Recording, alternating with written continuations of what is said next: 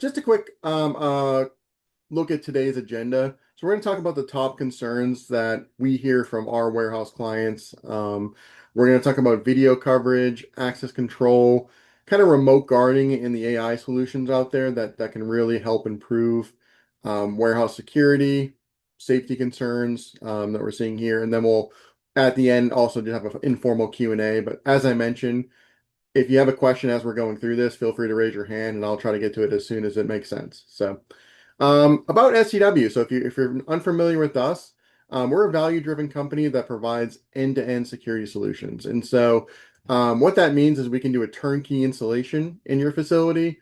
We can also do what we call self-install. So we just sell you equipment. We provide floor plan mapping, coverage, free consultations with that.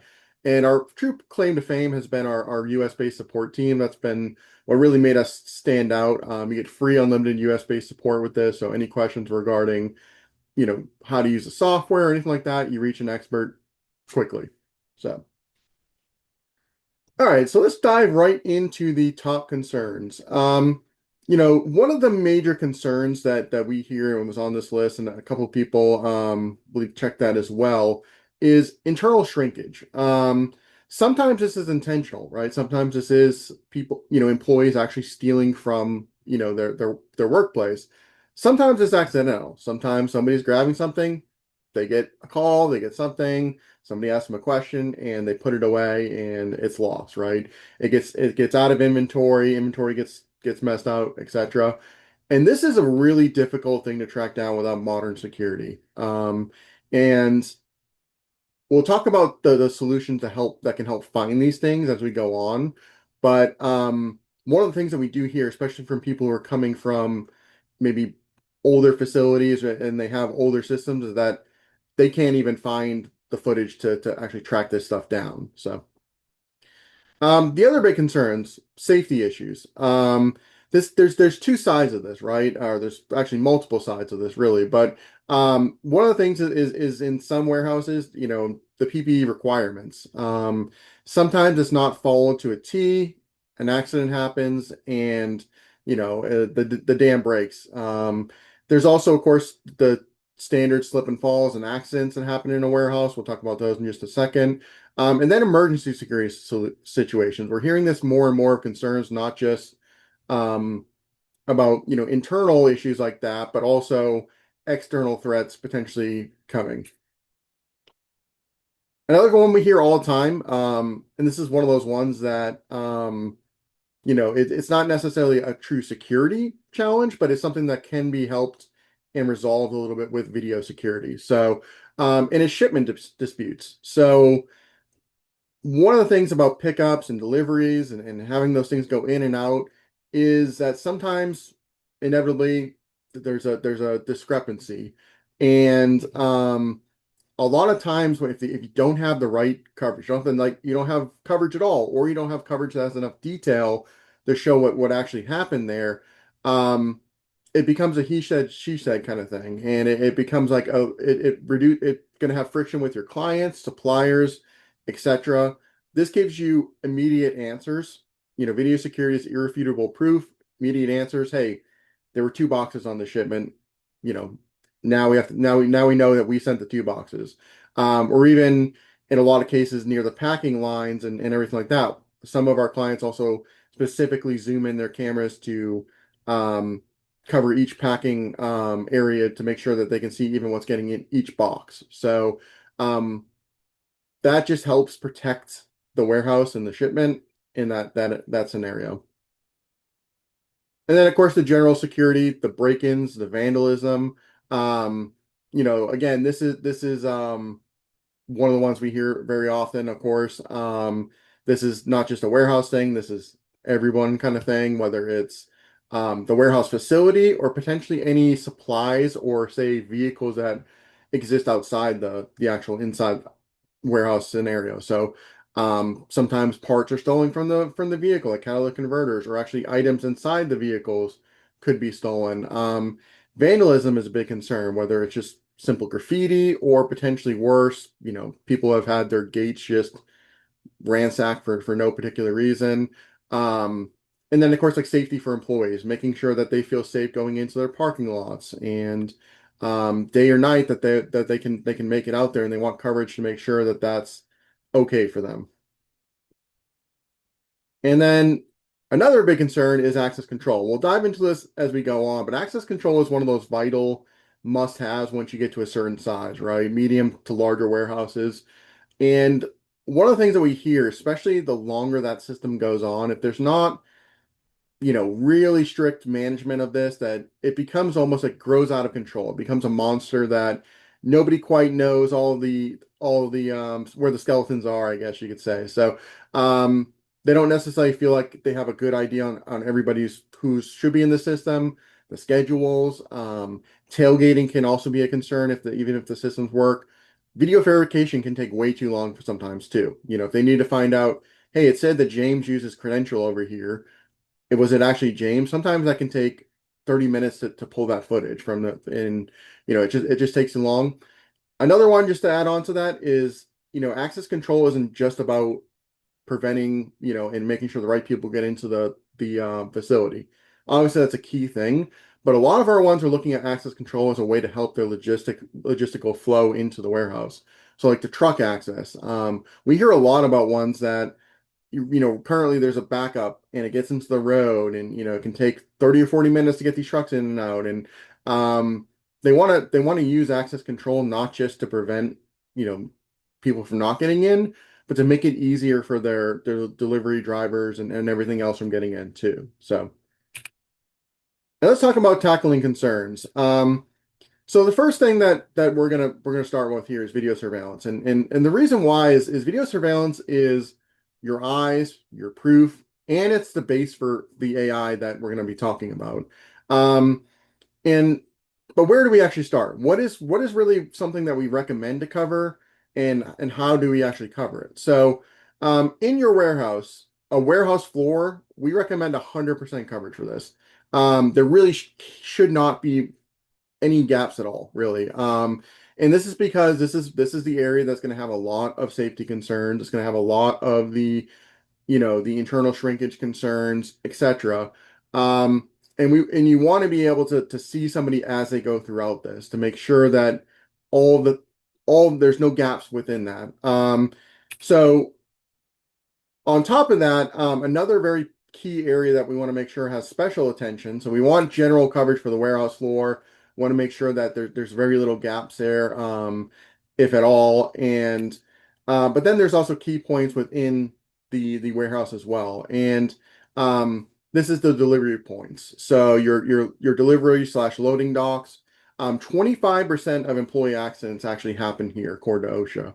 And so within this area, we want general coverage of the warehouse floor, and depending on budget and all that, we can get even more detail in there.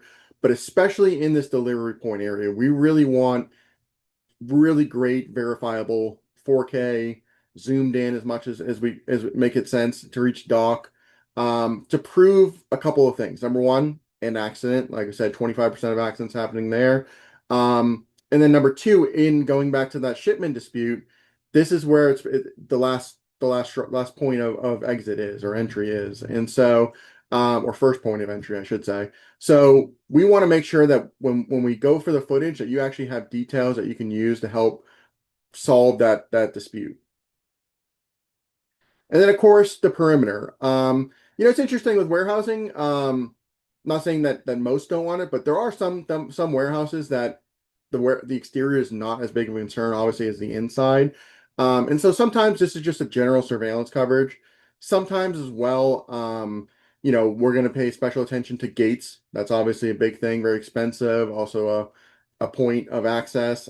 Delivery docks from the exterior sometimes too. Any scales. This is actually a big one we hear. Scale houses, making sure that they're working, that people are actually doing it, etc.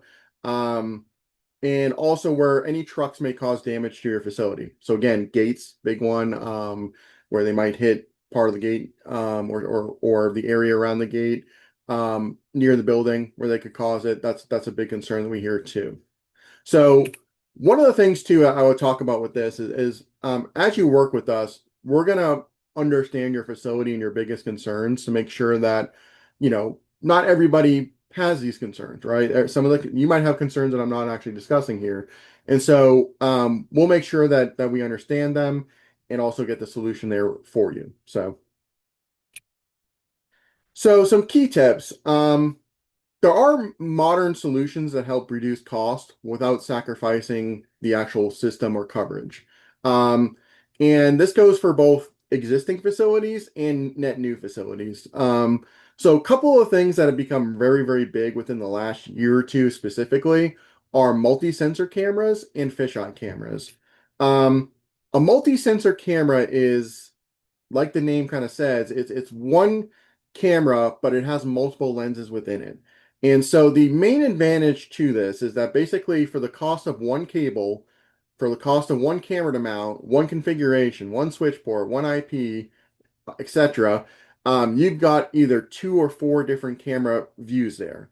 And to show an example of what that really looks like here, you can see in this very basic warehouse diagram here, this is our four lens multi-sensor camera. So you can see that we point one of them kind of towards the north here in the blue, just to get the general coverage of them going through. We also point one south a little bit towards the southwest over here a little bit, just so we can see some of this storage area as well. And these are set to their wide angle, so we're able just to get general coverage of this area. Um, and then we also have on the left and right over here, zoomed in views on the inbound shipments and the outbound shipping area. And so with just this one cable run, with just this one camera drop, we're able to get a lot of coverage in there. Now, this isn't necessarily an extensive view. We probably are going to need more cameras and everything like that as well.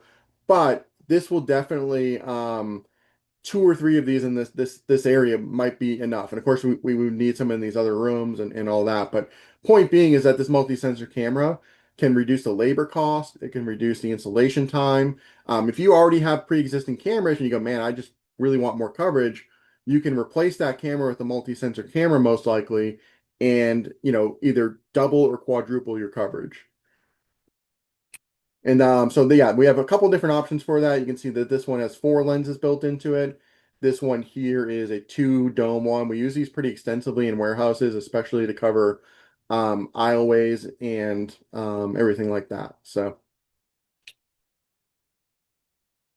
And then we're going to go into the safety and PPE. So a little bit more about some of these accident statistics. So these are provided by the Bureau of Labor Statistics and OSHA. This is for basically, 1,000 square foot warehouse. Um, the national average for about 100, 150 staff is 5 to 8 incidents. Serious injuries is 3 to 5 incidents, and near misses are 300 plus events. And then you get into your very high volume ones with a lot of staff, a lot of turnover. Maybe you're um, close to 24/7 or you have very extended shifts. It jumps up to 9 to 14. Serious injuries, 7 to 10 incidents, and then near misses doubles. So, on top of that, where is this and why is this happening? Well, again, 25% are at the loading docks. So we know that that's going to be a hotspot that we want to make sure is covered for safety, disputes, everything. 25% of them involve forklifts. So anywhere there's a forklift driving, again, we want to make sure that there's coverage there. Um, and then there's also some other hotspots too. So 25% of them involve trips, slips, and falls. So that's, getting with our general coverage that we want to make sure that if somebody leaves out something that's slippery, we can go back and see what actually happened. And then 15% involve being struck by objects. So that's something falling from potentially the shelving, etc. So again, that all feeds into what we talked about earlier with needing basically 100% coverage within these areas. So a couple of things too. This is where I'm starting to roll into the advanced AI options that we can work with. So obviously getting the footage of these incidents is very important. That's a key point of why we get these cameras. So we can show what happened. But what AI is taking when it comes to video surveillance is being able to set alerts and detect these things immediately. And so we have slip and fall and accident alerts delivered by this advanced AI option. And this allows you to respond to injuries much quicker. And so somebody slips and falls or whatever, they're not sitting there for 10, 15 minutes or whatever it is before somebody can actually help them. The other part of this too is that it allows them to create incident reports much easily. You get that notification, you got the time, you can go and grab the footage very quickly between and after. Um, so when it starts with the accident, it already knows there's an accident. It makes it a lot easier to find that footage after the fact as well. When it comes to accidents specifically, slip and falls, etc., a major concern that we hear is I don't even know how much footage we actually have on our system. And that's something we call retention time or footage retention time. Um, and so sometimes they go and they have an incident or they hear about an incident that maybe happened 2 weeks ago and they need to pull footage from something. This is obviously safety, but it could be anything. And they realize that that footage no longer exists. It's been overwritten by the system. And so one of the things that you may want to, if you have a current system or if you're looking at a new system, is to build systems with retention in mind. We can build systems with 30 days. We can build systems with 30 months of footage. We can build them with 30 years. Like anything that you want, we can build into a system. It's basically limitless, along with your budget, of course, because hard drives are a cost there, of course.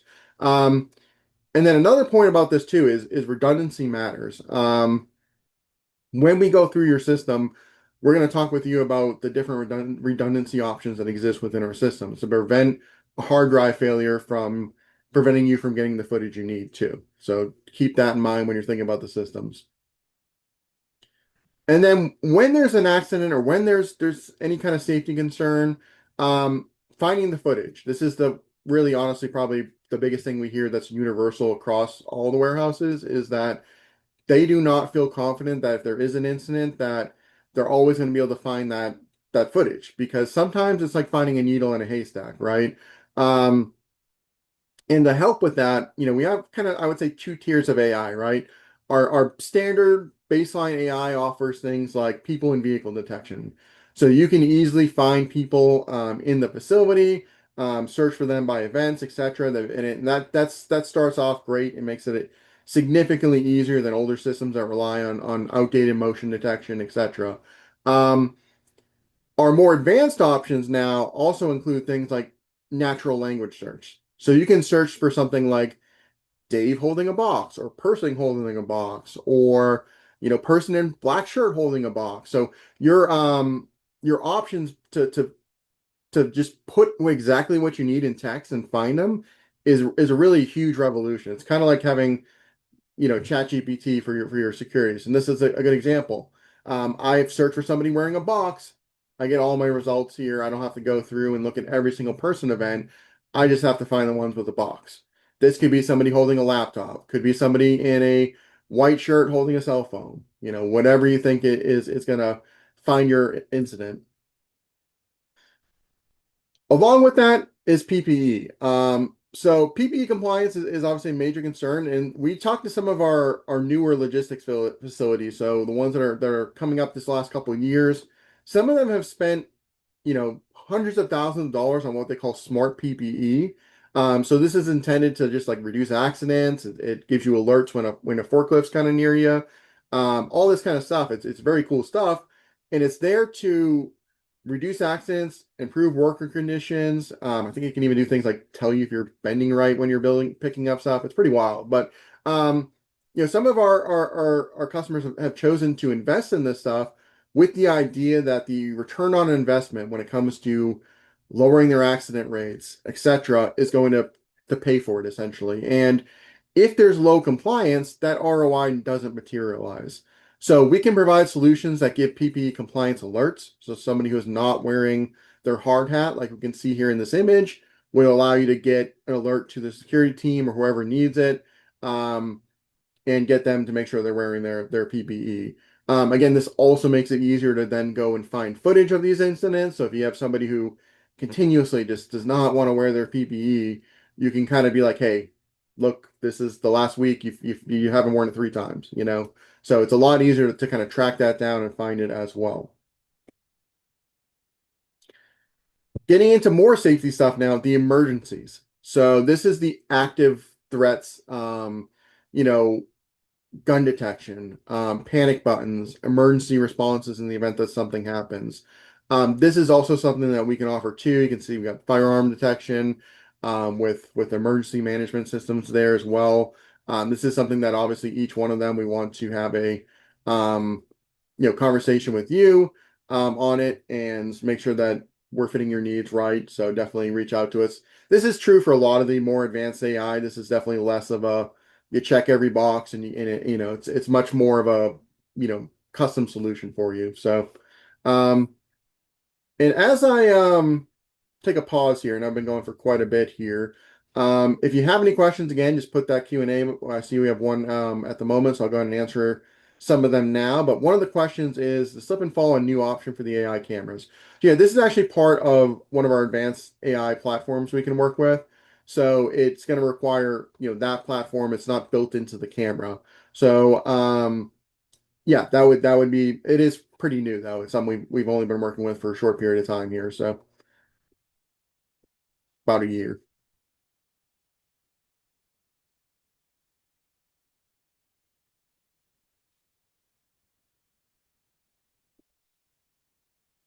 Okay. And we'll keep on going here.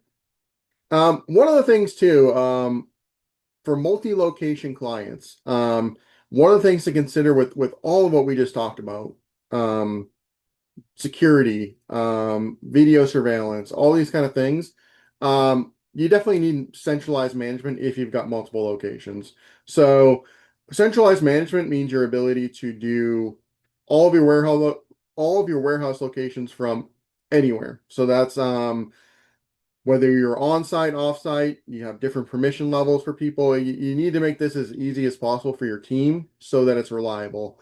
Um, that includes easy access, easy sharing, easy revoking. So when somebody leaves the company, you're not worried that they still have access to vital security stuff. So the recap here is when it comes to video and AI, the possibilities are nearly limitless. And video serves as the backbone for that visual intelligence, and it can improve safety, operations, and so much more. Now, this is where I also mentioned the advanced AI, so your slip and falls, your gun detection, your emergency. There's an additional cost with this that, isn't just hardware, right? There's a recurring fee. But again, the ROI on this stuff is pretty high as well. So, and like I said earlier, this is where our expertise can work with you to tailor solutions that fit, your requirements, your concerns, but also your budget as well. We realize that um, that budget is not necessarily the always as high as it should be for security sometimes for people. So, and then one of the other things that comes along, this is a very popular thing for our client base is remote guarding in warehouses especially. So what remote guarding is it grabs those cameras that we start out with. Again, thinking of cameras as our base kind of our bread in our sandwich, right? We need the bread before we get into the meat of everything, I guess. So this is I think that might be the worst analogy I've used on a webinar yet. So, but nonetheless, professional remote guarding, what it does is it grabs those camera feeds and it allows a professionally trained US-based guard to watch and so when there's an event, when it detects a person, a vehicle, we can also get more specific about certain things as well. That they use threat detection to see what's going on. So from there, they can also dispatch police, local security or guards if you have it, perform two-way audio. And so the idea is that this is taking what is potentially a little bit passive, or at least, in terms of secure, typical video surveillance tends to be a little passive, and turns it into an active thing. So this has prevented thefts of materials, interior and exterior, um, lots of different scenarios, especially if you have outside assets. And this is 24/7, 365 if you need it. Obviously, you can also do overnight, which is pretty typical too. Um, these are all from UL listed monitoring stations, so they are, very, you know, well renowned, everything like that, and customizable is the big thing there. So, and this is sort of basically how it works here. We got detect, analyze, respond. So they detect something happening on the camera. That professional US-based guard monitors the activity, determines, hey, is this a threat or somebody just walking by? How does the client want us to respond to this? And then they issue the response. Again, that could be doing a talk down, telling them, hey, get out of here, leave, you're trespassing. It could also be dispatching local guards, police, etc., or all of the above. And before I hit access control, I did see a follow-up question to one of them, and it's just about the new 64 channel NVRs. Those new 64 channel NVRs do come with a AI feature called Trace Search. So what that allows you to do is draw a box around somebody, and it will find that person throughout all the cameras in the facility. It's not the same thing as like the PPE and gun detection. That actually requires like more hardware to go along with it. So that would be like an add-on. There's different tiers of AI, I guess you could say. So the trace search is one. The people vehicle are all built into the cameras and the NVRs nowadays. But the more advanced stuff like that, alerts and PPE and all that, do require another additional solution to go along with that stuff. So,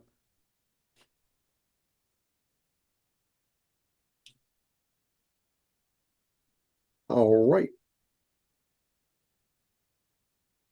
So, access control, kind of shifting a little bit of basis here. Um, where when I talk to like warehousing and logistic companies, access control is usually actually pretty high on the list. I know we're covering this towards kind of the end of the webinar, but there's a lot of concerns with it. And the number one thing I kind of hear, especially when we're talking about like when they buy over a new warehouse, or maybe it's just over time, they just feel like the system is not in as much control as it should be, right? Ironically, access control, but they feel like it's a little bit out of control in some ways. And so maybe it's difficult to access the admin portal or use the admin portal. Um, the other big concern is stale and shared credentials. So a stale credential is somebody who hasn't worked at the company for many moons, and their credential actually still works. Maybe you physically have the card or whatever, but or maybe you don't, and it's just that's part of that out of control kind of thing. Um, and then shared credentials. So again, like if people are using access control to help with emergencies in the building and stuff like that, the somebody who's using a shared credential, whether that's somebody literally passing their key card to somebody, or even the piggybacking tailgating situation. So, hey, I want to keep the door open for you because I'm a nice guy and I know but you don't necessarily know if that person works there or whatever. That's a big concern as well. Um, and then on top of that, video tends to be a silo from access control. So it takes time to know that, okay, I can see it on my access control system that we had somebody come in at 12:30. Now I want to go back to my camera system at 12:30. I have to find that camera, select the time, and it's just a little bit more of a nuisance than people want. So how do we get control of access control? So oftentimes it's a system overhaul, right? We want to provide a new modern backend with an easy to use and an easy to access admin portal. So that's the number one thing. Sometimes these systems, I have we've encountered clients with systems that because they haven't paid for the updates or whatever on their access control, that they're sort of locked into what they have, or it can't, certain things can't be changed, it becomes more limited. And so a lot of times in those scenarios it's less about, hey, what can we do to get this ancient access control system kind of to a modern standard, and more about replacing it, which fortunately is easy. Um, a lot of times too, we're looking at new readers. There's a lot of concerns these days about encrypted credentials. I'm not sure if anybody has heard of the Flipper Zero stuff out there. Go ahead and watch a couple videos on YouTube. But a lot of times, access control credentials are actually unencrypted, which basically means that code that's on that key card or key fob or ID is sent in clear text, and somebody can actually grab that, either replicate it from the reader, the wiring even, or the actual credential, and then get into your facility. And so this massive investment in access control can be, taken completely off the rails by a $200 device. It's pretty wild. So when we go in there, that's one of the things we look for, and we determine what are the benefits of us getting new readers in there versus keeping the existing readers, um, and using modern encrypted credentials. All of our options are encrypted, so whether that's our key cards, key fobs, or the smartphone.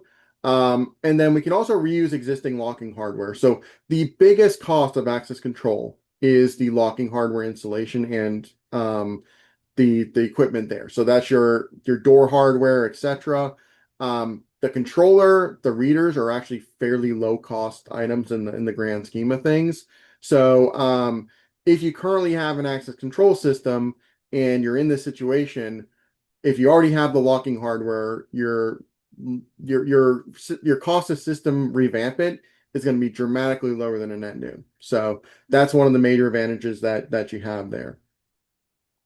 As I mentioned, encryption, big thing.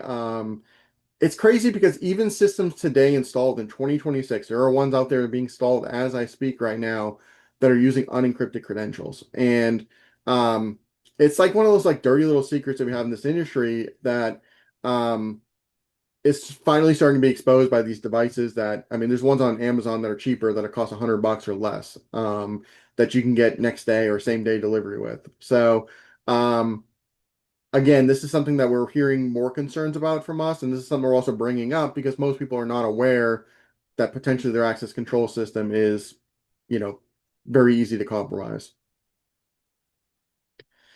And then it comes to the video and access side. So again, a major concern is being able to quickly check, hey, I see James badged in today. Was that actually James? Did he let anybody else? He's been keeping the door open. Um, is this, can I check the video? And so one of the solutions that we do for this is we have multiple solutions for doing both video and access in the same portal. But my favorite one is actually the video readers that we offer through Avigilon Ulta. This gives you the right view that you want, and it also immediately tags that into the access control portal. So when somebody does a credential, that video is just right there to be able to see it. So you can see over here that we've got all of the access event logs here, and the video is just right there next to their name. So I can click that video, see the event, download the video without having to go and jump through different tabs. Last couple things here, driver logistics, so avoiding backups and frustrations. Um, Access control also extends to drivers at your facility. So, and there are a lot of different options, including access, giving them access credentials. Some people will do that where they've got a key card, key fob, whatever.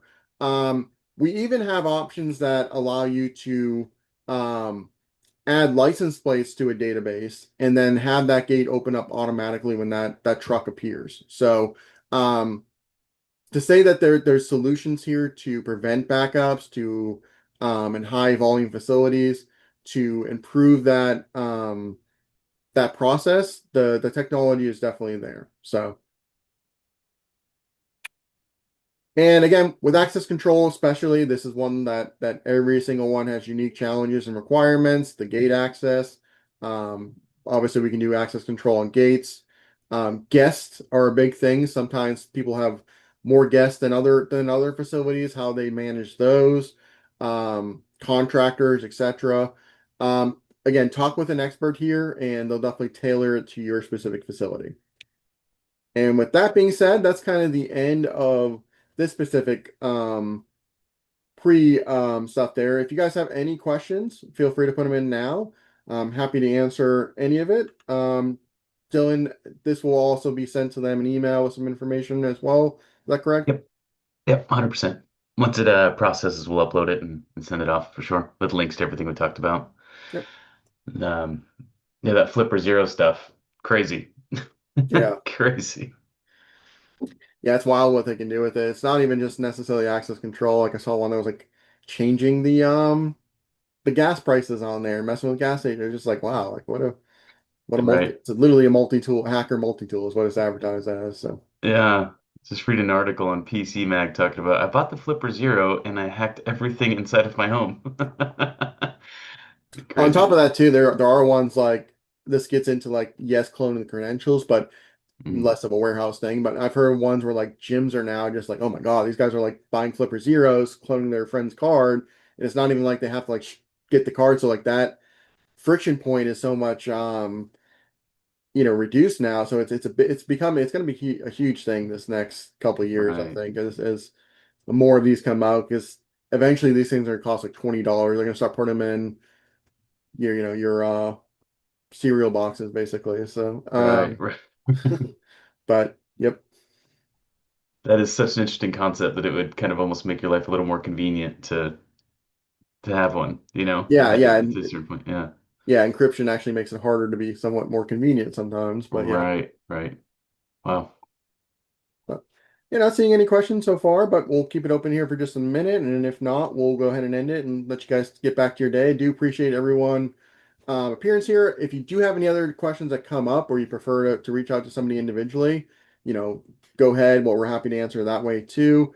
Yeah, appreciate everybody's time and joining us this Thursday, and we'll see you on the next one. See you guys. Thanks, James. Yep, thank you.